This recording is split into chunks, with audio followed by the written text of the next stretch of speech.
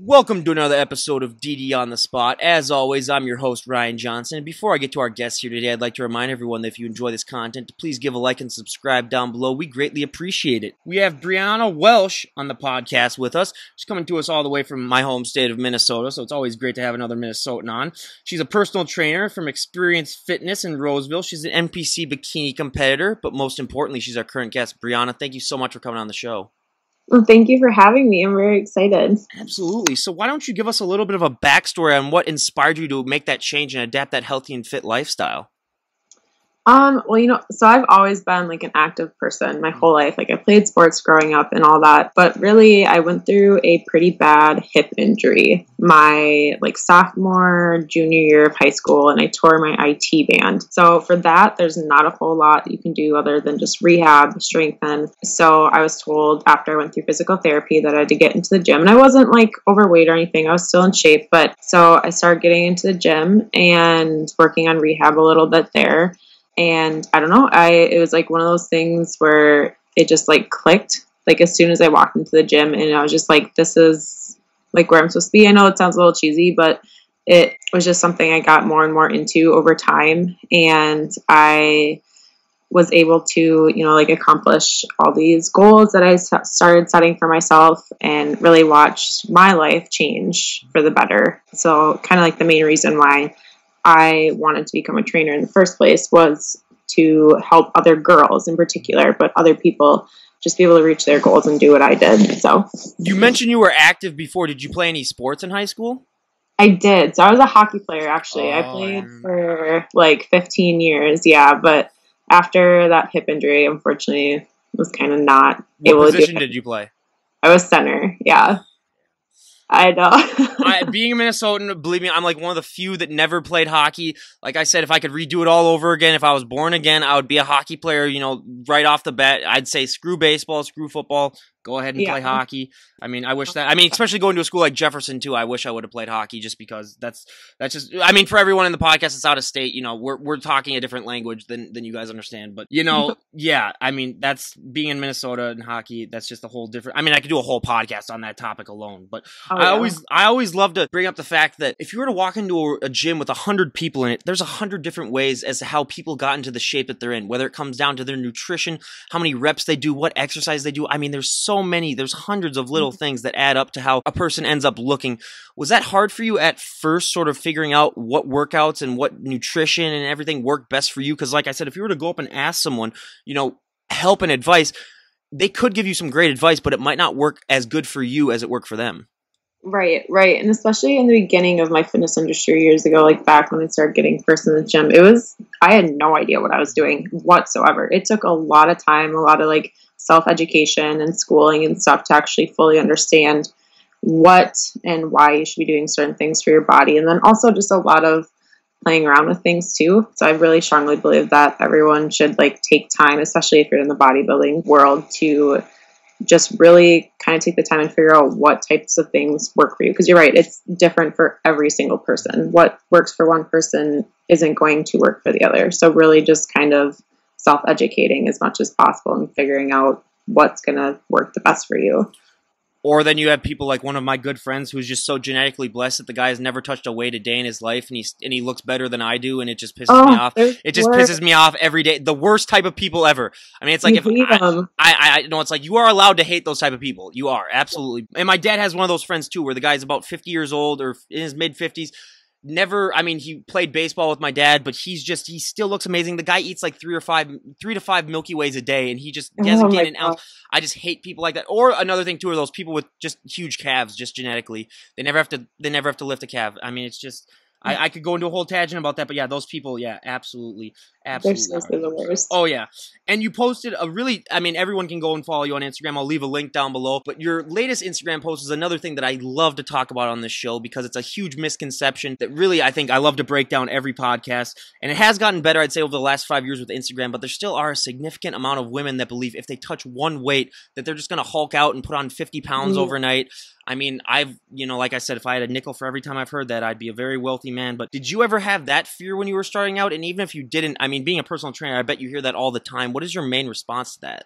Right, right. Well, like in the beginning, I'm not gonna lie, like yes, like when I first started getting thin, because like I said, I was always active and I was thin, but I had no muscle on me whatsoever. So especially in the beginning, I thought the same exact thing, and that's another thing too that just took a lot of time, years actually, for me to be okay with that. You know, you're not, like you said, you're not gonna pick up a weight and instantly look like the Hulk. Like that's not how it works, and Unfortunately. yeah, and I think a lot of, especially with the girls that I've met as a trainer and talked to and worked with, you know, we get deep down into why they think that.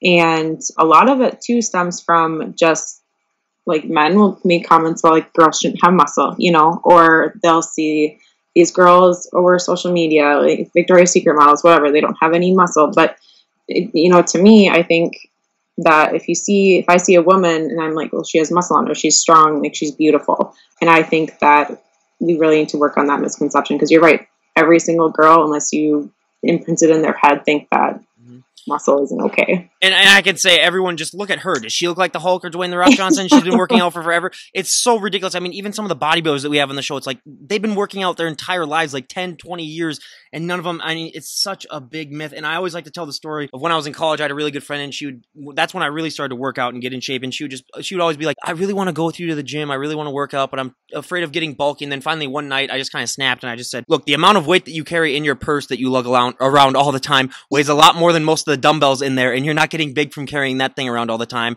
And that sort of convinced her, and then she was able to, you know, go in and start lifting, and it really, really helped. So it's just one of those things too, where once you get in there and once you realize, you know, that that's just a total myth, it's a huge, huge benefit for you too. I mean, metabolism wise, it's a huge thing, weight training. I mean, I could go on and on about the benefits, but I mean, I highly recommend everyone just at least try it, because you never know, you might really like it. I mean, it's just one of those things. And then another myth too that you kind of brought that up is, a lot of women too are afraid that if they walk into a gym, there's going to be like these big 400-pound guys that are going to be like super intimidating and are going to make it like uncomfortable for them to lift. And for that, I say, you know, 99.9% of the people that work out in a gym could care less that you even exist, because they're too busy focused on their own workouts.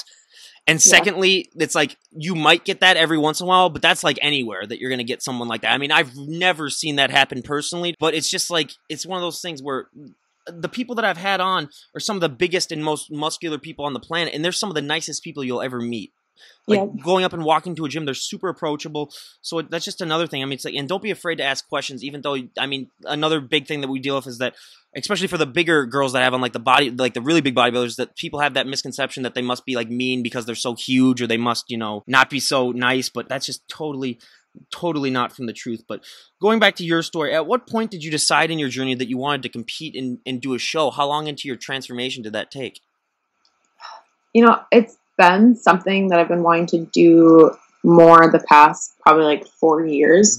And for anyone that competes, you know that it has to be the right time to do it, because you have to be very selfish with it. And it was just, I had so much going on with like school and stuff, and it just was never the right time. So this past year actually was finally the right time to start doing it. And so I just was able to start doing it this past year. And yeah, it had been something I've been looking forward to doing. And it was just more finding the right person to coach me with and having the right amount of time to be able to do it. And so where did you find the person? Because like being in, you know, in the Minnesota area, there are a lot of people that you can go to, but how did you specifically find the coach that you wanted?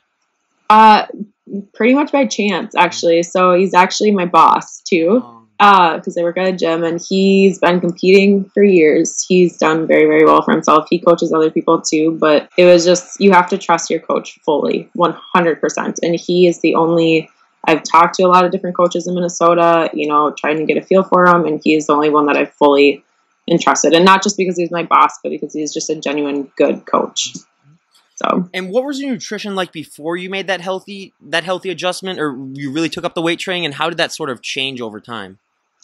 So like one thing with me, so I'm vegan. So my food is going to be completely different compared to a lot of people, but I definitely was not, when I first started getting into my kind of fitness thing, I definitely was not eating enough. Like I said, I was always pretty thin, but I have fairly high metabolism. So I've been kind of always someone that can eat a little bit more than the next person and still not gain any weight. But as I started getting more and more into like, I need to be putting on muscle and whatnot, it was just like, and like you mentioned earlier, it was like, holy crap, I need to be eating a lot. So just really being more and more educated over time, and, you know, dealing with how much I do have to eat has been kind of interesting. But right now I am on a meal plan still, coming off of my show. I'm still doing my reverse diet and whatnot. But currently, like, I still, like, I prep all my meals. I'm very health cautious. I do follow my meal plan, but I do have the occasional cheat meal. Like, I still live my normal life right now because I'm not on prep. But yeah, definitely, I think the main thing for me has just been how much you do really have to eat, especially for someone like me. So absolutely, that was a huge thing for me too. I mean, in college, having those extra burgers that didn't really help, but I really took it up a notch. So it's just, yeah, just being hungry almost all the time, and just like, oh my god, I had like this many calories, but I'm still starving. It's really great too, because I mean, with that great metabolism, you can get away sometimes with some things that normal people who don't work out really could. So that's one of probably the best benefits that I could come up with. But I always like to ask, what was your prep like? Because so many people, when they start to get fit and they start to get in shape, I mean, that's hard enough for a lot of people in and of itself, especially with the dieting and the nutrition. But going into prep, that's just notching it up to a whole different level. What was that experience like for you? So prep was something that, I'm not gonna lie, it was tough. It was very, like, I was on prep for 12 weeks, and it was the longest 12 weeks of my life. Like, but I wouldn't have changed any part of it. But it's really tough. For me, it wasn't so much the food part and following along with that. It was more of, you tend to lose a little bit of your social life because there's a lot of things that you can't necessarily do on prep. So just dealing with that, and you're very regimented. Like, for 12 weeks, my life was wake up, do my fasted cardio, go to work out, do more cardio, meal prep, go to bed. That's what my life was like. And like I said, I wouldn't have changed a thing about it, because it definitely, I feel like, made me stronger, knowing that if I can go through all of the stuff that I did and all, like, the breakdowns and stuff that you go through, that I can do it again, but it was definitely tough for sure. Now, you said that you're vegan, and one of the big myths that I think a lot of people have when they hear about vegans are like, well, how do they get their protein in then? Because that's a huge thing, especially for bodybuilders. What are some things that you use as protein? Because most people don't realize there's protein in a lot of things that isn't just meat. So there's actually a lot of protein in just vegetables, but I do protein shakes, I do beans, I do lentils, veggie burgers, I do a lot of tofu too. And there's so many things that you're right, like, you don't think that there'd actually be protein in. Like I said, veggies is a huge misconception for sure, that people think there's nothing in there, but there is. So yeah, I never even knew, like, with peanut butter before I started getting into all this. I was like, peanut butter actually has protein in it? I was like, those PB&J sandwiches, I guess, have been paying off every once in a while. Just as long as you don't have enough, because peanut butter is one of the most fatty things too that you can have. So that's just, I mean, I learned that the hard way after I had it. Like, when I started working at UPS, it's in a warehouse, so I had like 2 peanut butter and jelly sandwiches like every day for like 2 months, and I was like, oh, I've gained like 5 pounds. I wonder what that's all about, because I'm walking around all the time, and I was like, oh, it's probably the peanut butter and jellies that I'm having around all the time. So now, being from Minnesota and being very, very pale myself, I always love to ask, what was that experience like for you putting that tan on for the first time? Because everyone always talks about, like, you see muscles that you never even knew that you had. Everything really seems to pop out. What was that like for you the first time putting that tan on? That's probably the biggest thing for me too, was seeing muscles that I didn't know I had, which was kind of cool. But I didn't realize how long that the tans last after the show. So I remember my first one, it was stuck on for like 3 weeks. And I mean, I would scrub, and I could not get this stuff off. And people look at you funny, like you walk around looking like an Oompa Loompa, because no one should look like that normally. But I'd say the biggest thing was seeing muscles that I had no idea I had, which is the coolest part about it. Well, and people don't realize that, like, you can't really sit down on stuff. You got to be really, really careful, especially when you're doing stuff, because it's going to smear everywhere. So, I mean, it does look good, but for a lot of people, it's like, it comes with a lot of stuff too, where you got to, and like people, one of the big things we have is that you can't really put like deodorant or stuff like that on. So you can get a little smelly backstage that most people don't realize. I mean, some people go to these shows and they're like, yeah, just don't go backstage. You might not like what you smell back there. So it's one of those things. Yeah, it's one of those things to be careful of. And then I always, sort of like to talk, a little bit more about when it comes down to prepping for a show. A lot of it is mental. It's like 90% of the time is mental. I mean, the workouts can be really easy. The nutrition can be manageable, but just the mental aspect of it is so hard. What were some tricks and tips that you used to sort of bridge that mental gap and, like, just convince yourself, like, all of this is worth it? It's all worth a really awesome goal of mine. Honestly, I would set aside, like, it might be kind of cheesy, but when I would be doing like my cardio, I would literally just have my headphones in, like hat on, tunnel vision, and I would list down in my notes on my phone, just like different little like quotes and stuff that I would find that would kind of like be enough motivation to kind of keep me going. But then I would also just get into this headspace, I'd close my eyes and stuff, and I would just constantly remind myself, like, this is going to be worth it. You are working your butt off for this. You have all these goals and you just have to keep going. So really just every single day, taking those extra couple minutes to just really sit down and talk yourself through it. It's helped me a lot. Absolutely. I mean, that self-talk can be so important to it. And now, with wearing the high heels, was that ever a difficulty for you? Because, I mean, some people don't realize that you do have to wear high heels, especially for the women that walk on there. I mean, it can be a struggle in of itself. Were you already very experienced in high heels, or was that a huge struggle that you had to adapt to? I usually wear high heels, like when I, do get dressed up and I'm not wearing gym clothes, so it wasn't too bad for me. But some of the heels that some of the girls wear get pretty crazy. But I mean, I just rock the like couple inch ones. I was going to say, like, our second guest that we had for the health and fitness category is another competitor from Minnesota. She's retired now, but she's also the tallest competitor that ever competed for women, Casey Shepard, who's 6'3", and then in high heels she was like 6'8". So I was like, okay, yeah, that's a different. I mean, I'm 6'3" myself, so I mean, I couldn't even imagine myself in high heels. I mean, that would be just an absolute mess where I wouldn't be able to deal with that. But now, one of the big things that people, I mean, they talk about a little bit, but it's not stressed enough. I mean, it's usually the hardest thing when it comes to your prep, or just even the show-wise, is your posing. I mean, most people talk about the dieting and the nutritioning can be very hard, but for a lot of people, the posing can be the hardest thing. Was that a struggle for you, learning those poses? Because it's like I always say, it's one of those things where it can't be perfected. It always has to be sort of evolving, and you always sort of have to be working on it. Was that a struggle for you? Honestly, no. I know for a lot of people it has been, but my coach helped me out a lot in the beginning, and I kind of progressed into it. I do my own posing now, but I watch a lot of YouTube videos. I'm obsessed with Courtney King. I think her stage presence and posing is absolutely beautiful, so I kind of try to mock her a little bit if I can and learn from her, but just I also did a lot of practice even before I met my coach on my own too, just because I knew it was something that I was going to be doing eventually. But I think if I were to give like any bit of like tip or advice for posing, like it, as long as you are flowing well and you're hitting your shots, that's all that really matters, and just being able to present yourself well. But just, it wasn't necessarily something that was hard for me, but yeah, some people it just comes natural for. I mean, we've had people where it's just like, yeah, I could do all that, It's just, but for a lot of people too, it's like you have to be flexing like everything at the right moment, and you have to get the right angles. I mean, that just takes so much practice. And now going on stage and, being basically in a two-piece for a lot of people, like I said, if you were to poll the general population, a very low percentage of people would be willing to do that. Was that something that you really had to convince yourself to really just build up, the courage, or was that one of those things where, you're just like, I've worked my butt off and I'm just going to show it off? Again, that didn't really bother me either, and it kind of came naturally. I'm pretty like confident within myself and how I look, so it wasn't necessarily something that bothered me. But I know, like, for a lot of girls that I've talked to, that's always been a little bit of a struggle, if they get a little self-conscious. But I mean, if you look good and you know you look good, then go up there and do your thing. So.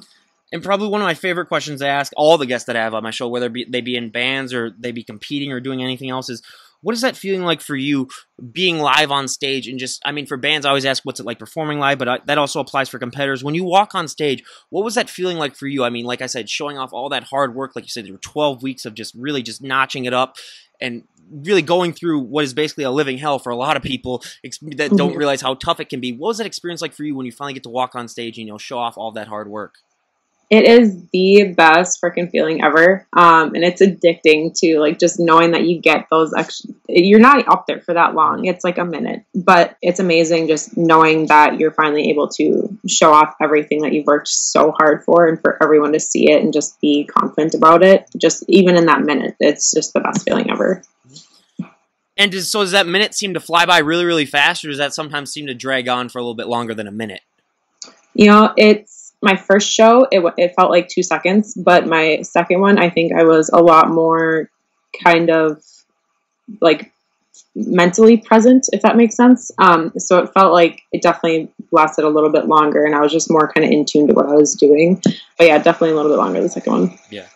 And now, what is your go-to post-show meal? Oreos. I have a weak spot for Oreos. It's my favorite thing in the world. So, any specific flavors or just the generic ones? Trying to think, what was the one that I had? Some like peanut butter chocolate ones post show this last one, and they were amazing. But those are the mint ones. Are usually like my go-to. I like the Oreos. I forgot what they are, but they're like they're white on the outsides, and then they have like a white. I forgot what they were, but they're kind of like a. They're like a cookie kind of version. I don't know what they are, but they're absolutely the best. I love Oreos as well. But I mean, if I ever compete or anything like that, I'd probably go to like a Five Guys or something like that, where that's just that's my go-to cheat meal. I have that once a week, where I go and get my Five Guys. So yeah, but one of the big things that I love to talk about, and it doesn't really get discussed a lot on Instagram or any other platforms, that most people don't realize when they look at these competitors, is that it's not a sustainable look. I mean, through all the dieting and nutrition and all of the working out, they've sort of manipulated your body, and it's not a sustainable look. Because so many people that I talk to who are just fans of the show, and they just say, like, some of these women that you interview, they must be like ripped or jacked 24/7 or 365 days out of the year. And I'm like, no, that's definitely not the case. I mean, was that a struggle for you mentally, sort of adjusting to the fact that you will have to put on a few pounds afterwards? Like, it's not a sustainable look, that you're not going to be able to look that lean and that cut all the time. Was that a difficult adjustment for you? And even if it wasn't, I mean, what do you recommend for people then that might go through that, in order to just, because a lot of people they talk to get anxious, they get depressed, knowing that like all this hard work that I put into it, I will have to gain some weight back. What are some tips that you have then for that? I'm really glad that you brought that topic up, because that's the biggest struggle for me. And I think for a lot of competitors is the prep is hell, but it's the post show that's the worst, because you're right. You get into this mindset where you gain a pound or two and you think you're just automatically the fattest person alive because you're not stage lean. And to me, like I said, it's been the biggest struggle, but I think the biggest thing that has helped me with it has been surrounding yourself with other competitors, because they're going through the exact same thing. I have a lot of friends that compete, and just being able to talk through it with them and knowing that they can resonate with what you're feeling and going through is good, because it's the toughest part about it. Your whole outlook and mentality on what you like healthy and good looks like is completely changed and altered. But definitely having people to talk through it is the best thing that I would suggest for it. Absolutely, because I cannot count how many times we've had stories on people where people are like, yeah, I gained like 5 pounds the next night, basically, just from eating. Or I've gained like 40 pounds over the next few weeks. I mean, we had one woman on here who's a bodybuilder, and she came in at like 2% body fat to her bodybuilding show, and then it's like, yeah, you're not going to be able to sustain that. So it's just, it's just accepting that, and then, because a lot of it's the body dysmorphia that does come into effect a lot. I mean, I've even had it before, where I've asked some of my friends, they're like, do I look like small or whatever right now? And they're like, no, you're like one of the biggest guys in here. So I'm like, oh, okay. So it's just one of those things too, where just your mind just playing tricks on you. But I mean, like I said, also having that support system is huge too, because we've had some people that don't have that, but it's just having that support cannot be overstated enough. But now going to a Minnesota specific topic, or especially the Midwest or the northern part of the state or of the country topic, it gets very, very cold here during the winters. What are some tips that you have, or what are some tricks that you use to still be able to want to work out when it gets to, like, let's say like negative 10 degrees, like what we'll be experiencing in late December, early January, when you're basically every bone in your body is just telling you, like, just stay home, build a fire, just sit by that for the whole day, just relax. What are some ways that you sort of convince yourself, or just like, no, I got to get my workout in today?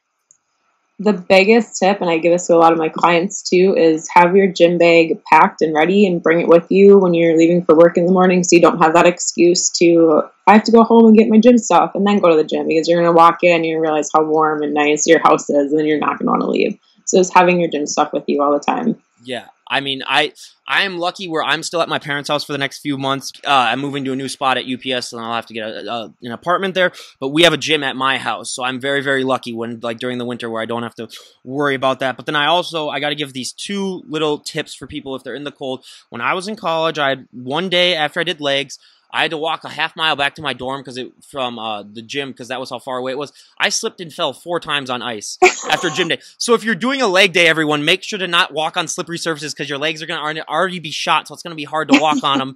So yeah, that's one of the tips I can give. And another one is make sure that if you're showering or doing anything else after the gym, or even if you're sweating a lot, that you dry off yourself and make sure that you're not sweating at all when you walk outside. Because I had one time where my hair got frozen so much that when I went to sort of like try to frizz it up a little bit, part of the chunks like came off of the hair because it got so frozen when I was walking home. I mean, I did have frosted tips for like 15 minutes. So all the girls in my dorm thought I looked like I was in the Backstreet Boys. So I mean, that was cool. That was cool for like 15 minutes. But after that wore off, it was like, yeah, it's not a positive. So make sure that you are completely dry.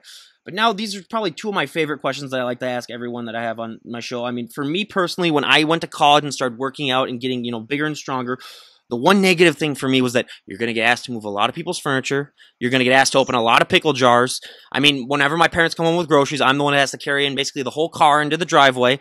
So have you found that to be a similar experience, knowing that, I mean, you do work out a lot and it does show that when people look at you that they just assume that you could do favors for them too, or like friends asking like, hey, can you help me with this? Have you found that to be the case? I've gotten it a little bit, more so when I go to like my parents' house because my mom will. So my nickname growing up in my household was Bina. Don't know why, don't know how it started, but it kind of just stuck. So they call me Buff Bina when I'm at home, and my mom will always be like, well, can you help me carry this in? Or like, you obviously work out, can you do this? And like stuff like that. So I have gotten it a little bit, which is always funny. But. Well, it doesn't help for me too being 6'3", because then people just look at you and then they automatically assume. And my middle name is Stuart, and my uncle always used to call me Stewie. So now, just for fun, he calls me Steroid sometimes. But yeah, I don't use performance enhancing drugs. But he just says as a joke, and it's really funny. But he's like, yeah, steroids. I gotta. But I mean, even last summer, almost every weekend, I'd have friends call and be like, oh yeah, we're moving out. Can you help me move this like couch or chair? And it got to a point where it's like I realized that people realize and recognize sort of the hard work that I put in the gym. I mean, not now because I am putting on sort of my winter weight. I am letting myself go, 5 or 10 pounds. That's what I do every winter. But they do recognize that I do work out a lot. So I do take it as a compliment. But now, like I always say, this is a multi-million-dollar idea before I ask this question. But when it comes to women with muscles or women that work out, sometimes your clothing options can be limited. Like I always like to say, if you have big shoulders, dresses aren't really your best friend. Jeans are another thing that we've heard of, where it's just because a lot of these competitors have like really small waists and then they can have bigger legs. So have you found that to be the case? And if so, I mean, how do you sort of compensate for the fact that your clothing options are limited as opposed to someone else's?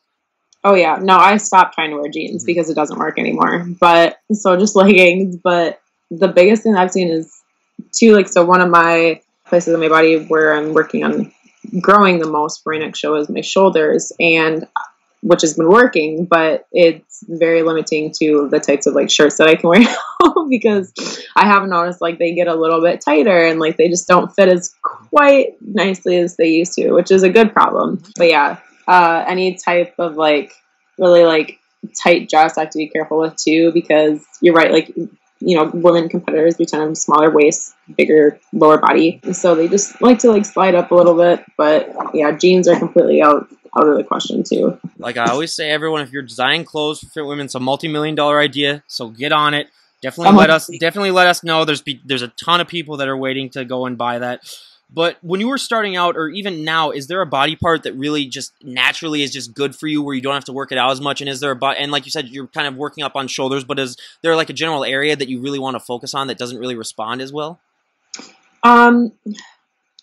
Well, I'd say my back for sure it's definitely gotten a lot better, and looks a lot better, but that's been the one that takes the longest for me to define and kind of shape how I want it to and grow. But like I said, the other 2 ones I'm just focusing on are my shoulders and my hamstrings. Everything else is kind of grows how it's supposed to, besides my back. That's been the biggest struggle for me. Well, I was going to say, being a hockey player, your legs are probably one of the things that like is really already genetic. I mean, being a baseball pitcher, I mean, I was super skinny. So, I mean, other than like doing leg work, I mean, I had no really background, but I am blessed or cursed, whatever you might want to call it, with my back is just genetically just big, where like I don't have to work out back as much. But the thing is like if the ladies don't really care that much about backs, really, let's be honest. Like if you're putting on things, so I really gotta, but like, and so legs for me are a huge thing. I mean, I'll admit it, everyone on here, that I used to, for about a 6-month period when I started, I never trained legs. I was one of those guys. I'll come out and admit it. So, I Ah, mean, I learned my mistakes, so I'm slowly, I'm catching, it's been about 5 years since then, so they've caught up a little bit, but I regret to say that, but that definitely happened to me. But now we go to our, yeah, it's one of those things. I see these guys in the gym too, where it's like, okay, just try it just once, just try legs. But like I everyone always says, it's like, it's the hardest thing, especially for guys to do. They just don't enjoy it. Now we go to our audience favorite, my personal favorite part of the podcast, where I'm going to ask our guest here about a dozen or so health and fitness questions and see how she stacks up to all the other guests that we've had on the show. So for our first question, what is your go-to workout song at the moment? Ooh, that's a really good question. Right now it's probably "Tie Me Down." Mm-hmm. I don't know if you've heard that song. Sounds familiar, yeah. Yeah, I'm trying to think of who it's by. "Tie Me Down," it's kind of popular right now. Otherwise, anything Kevin Gates. Oh, yeah. I can definitely jam out to when I'm working out, so... Yeah, for me, I got to do like my old school, like Metallica or Iron Maiden, or like 80s music for me is just the ultimate cheese factor. But now, out of all the celebrities on the planet, if you could work out with any celebrity, who would it be? Oh, God. Either Courtney King or Emily Duncan, who I'm a really big fan of as well. Yeah, Either of those ladies would be great. Those are great. I've been trying to get a hold of Emily Duncan, so we'll see if she Oh, I love her. gets back. Yeah, she's great. And then, thank you for mentioning, like, sometimes a lot of people don't mention, like, the fitness people, because, like, but I get, like, Dwayne The Rock Johnson's been our answer, like, 90% of the time, so it's always good to have a variety. But now, out of all the celebrities on the planet, if you could train any celebrity, who would it be? If I could train any celebrity? Ooh, that's a really good question, too.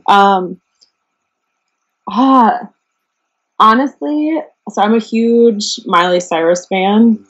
Not that she needs a trainer because she looks amazing 24/7, but if she did need a trainer, I would absolutely love to train her because I think she would be a very fun client for sure. Yeah, we were definitely in that age group where we grew up having, Hannah Montana and all that stuff. Where Miley Cyrus, that would be she would definitely be great for train. Our most popular answer is Kevin Hart, but I always say to that, he'd make you laugh so much that wouldn't even be a workout. It would be the greatest ab workout of all time, just from all the laughing. But that's that's about it.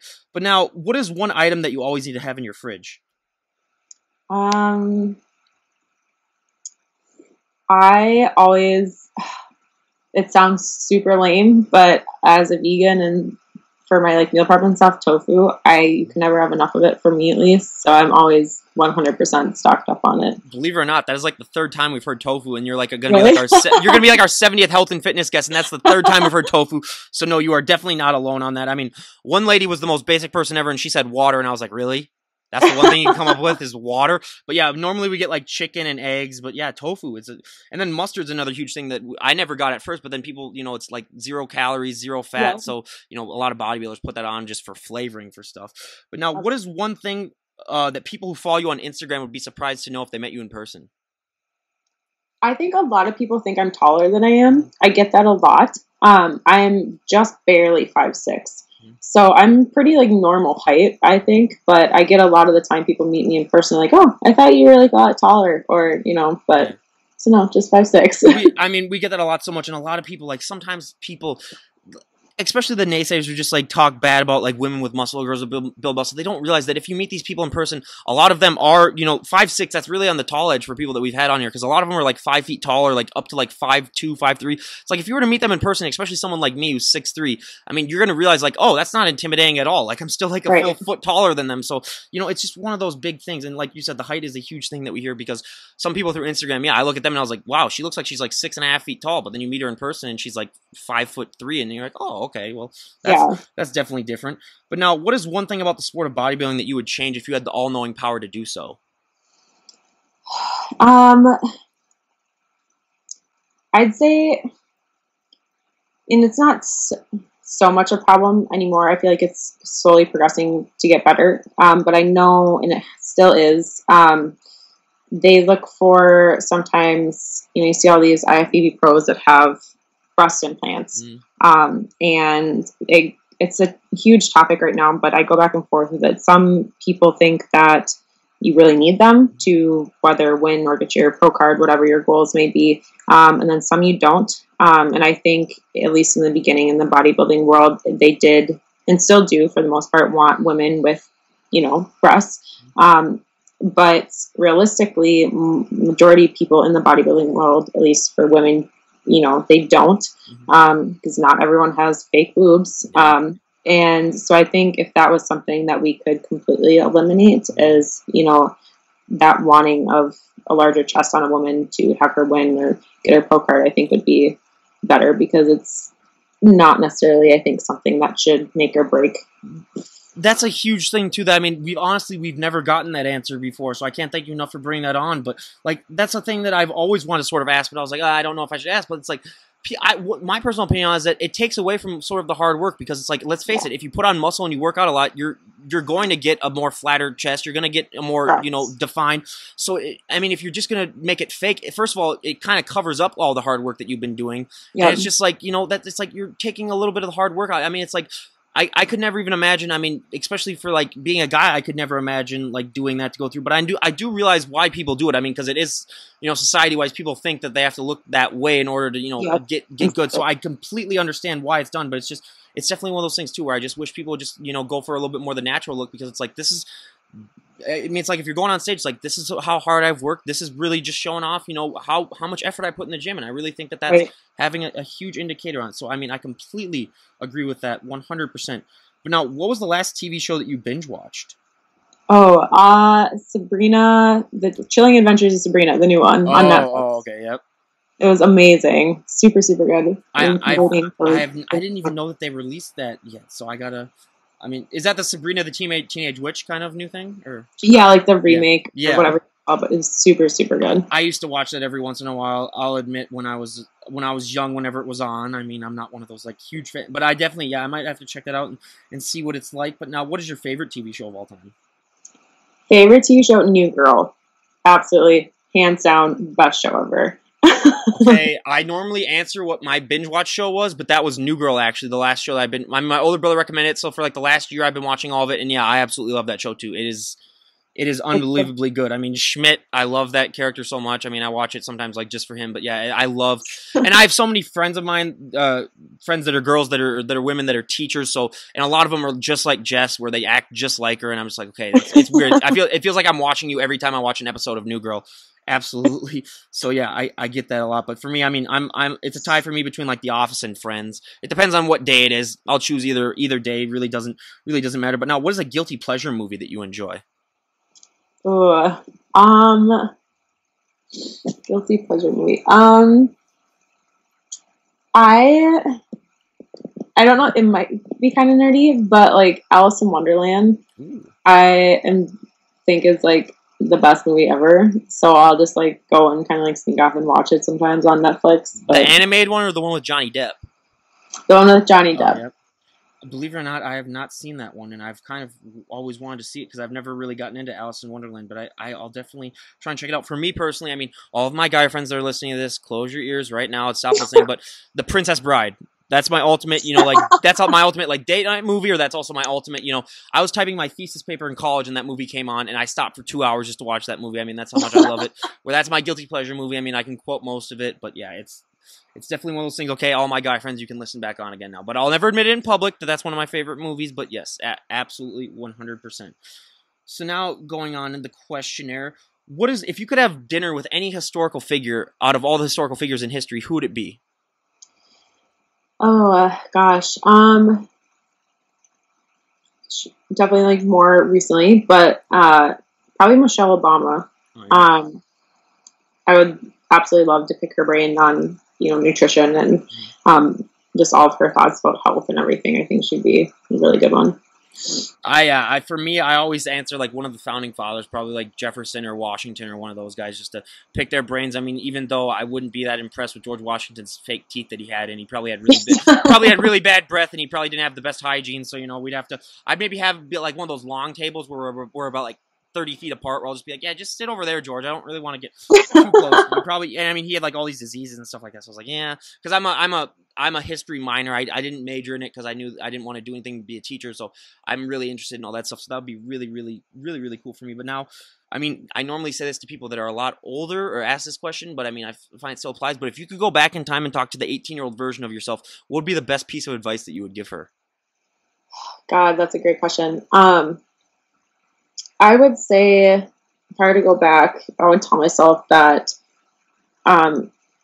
it's okay not to have everything planned out and figured out, because nobody does, and things change all the time. My plans and goals when I was 18 are completely different from what they are now. And I think it would have been a huge kind of, stress reliever, and for me as an 18-year-old to know that. Mm-hmm. Now we've seen this. I don't know if this is, but are you engaged or are you married? Is that the ring that's on your finger? Oh. This ring? Yeah. I am not. Okay. No, I'm single, but this is a ring that my mom got for me when I was really young.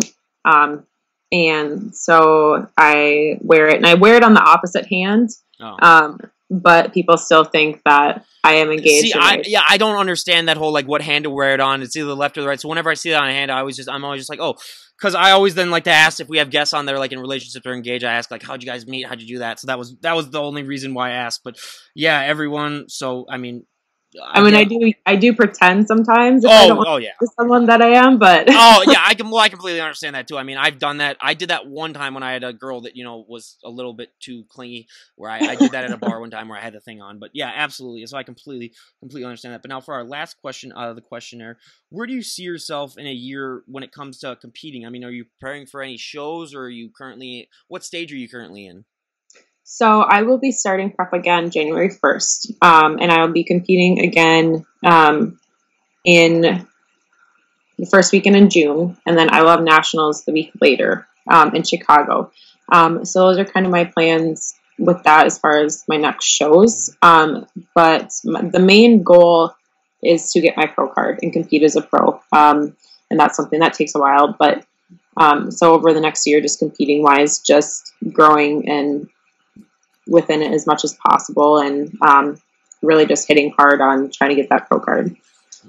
And now before we wrap things up here, I mean, I'd like to talk a little bit more about your personal training. At what point in your journey did you decide that you wanted to become a personal trainer and help out others? It was a couple years ago, and I was still going to college and stuff, and I was studying exercise science, but I wasn't exactly quite sure what I wanted to do with it yet. But I think the more that I kind of, like I said earlier, just got into it and realized that it was something, fitness wise and working out changed so many things for me, that then I was kind of like, well, I want to do this for other people too. Yeah, that's awesome. And what is probably the number one excuse that you hear from people who don't want to adapt that healthy and fit lifestyle, or just what is the biggest excuse that people usually make when you're trying to get them to? One of them, which I'm sure you've heard before too, is time. Yeah. Absolutely. And just to kind of use an example, everyone has the same 24 hours in a day. Everybody. And I have, for example, one client who does work overnights. She works overnights, doesn't get off until like 2:30 in the afternoon. She comes straight to the gym and works out with me. So, if she can do it and still live a healthy lifestyle and do all of that, then anybody can do it. I mean, if you really want to put time aside and get to where you want to be, you'll find the time for it. Absolutely. That's what I always say too. And now, also being in Minnesota, I mean, we are known as one of the healthiest states. I mean, we're always in either like the top 2 or the top 1. Are you able to take advantage? And I think one of the big reasons of that is because we have so many outdoor recreational things to do. I mean, you can go biking, you can go on trails. Do you like to take advantage of that, or do you mainly just like to get all of your work done in the gym? During the summer, I'm a huge hiking person, and I love being outside. Winter, not so much. So I do all my workouts and, cardio and stuff in the gym during the winter, but, summer for sure, I love to do as much of it outside if I can. I was going to say my entire cardio during the winter is just playing pond hockey with friends. So that's a good one too. I mean, we get it in like 2 or 3 times a week. So that's I count that technically as my cardio. But now, what are some other ways that people could contact you other than your Instagram if they were interested in, getting into or getting some help, getting some personal training? Or, I mean, they can go to Experience Fitness in Roseville, but is there any other way to get a hold of you? Well, Experience Fitness, Instagram, like you said. I also have an email link on my profile. If you want to email me, you can. You can contact me on Facebook as well. But Instagram or email is probably the easiest. Awesome. So is there anyone, before we wrap things up, is there anyone that you'd like to give a shout out to? Ooh, I do want to give a little bit of a shout out to my coach. His name is Tony Machowski. He is, like I said, also my boss at Experience. But without him, I wouldn't have been able to finally start competing this past year. And just the amount that I've learned from him, he's such a smart person when it comes to health, nutrition, fitness. It's just a little shout out to him for being an awesome dude. Awesome. So yeah, everyone go and give him a follow too. But again, go and give her a follow as well. I mean, like I always say, she'll inspire you to get off the gym or get off the couch and stop eating those Twinkies. I mean, and her goal is going to be getting her a pro card. And honestly, I think you are. I mean, she looks great. I mean, just go and look at her Instagram and you'll realize that.